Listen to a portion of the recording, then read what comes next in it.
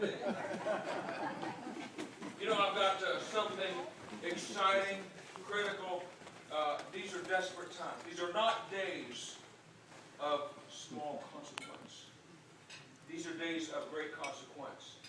We are watching our country change in front of us. Yeah. But one thing that does not change, that has not changed and will not change, the gospel of Jesus. Yeah. Yeah. I have some sad news for this morning. George Bush ain't here. My name is John Morgan, and it is an honor and a privilege to be a George Bush impersonator and an imitator of Jesus Christ. Right.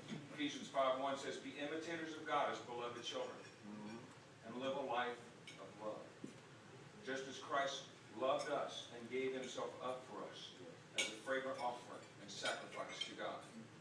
And then the rest of that chapter goes on to describe what a life of love looks like. It's a life that shuns sexual immorality. Yes, sir. It's a life that gives itself for its neighbors and friends. And that is the life to which we are called. It's not a life of judgment. It's not a life of bigotry. It's not a life of homophobia. But it is a life where we are willing and ready to speak the truth in the face of persecution. Yes. Now, folks, like I said, George Bush ain't here.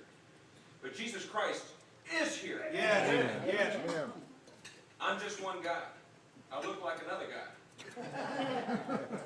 And I have the weird and fun opportunity of being a comedian and, telling funny stories. But there's really nothing big deal about being an impersonator of the president. There's really no big deal even necessarily about being a president. But, sir, being a Christian, Yes, sir. that's a big deal. Yeah. Yeah. We are his ambassadors. We are his voice. We are his hands and feet on this earth. We're his body. Do the math. Hands and feet, body. So, this morning in my prayer time, I felt like as we are considering these things that we're going to talk about today, we must be careful in our righteous indignation not to abandon the first and second commandment. Amen. To love God with all of our heart and to love our neighbor as ourselves.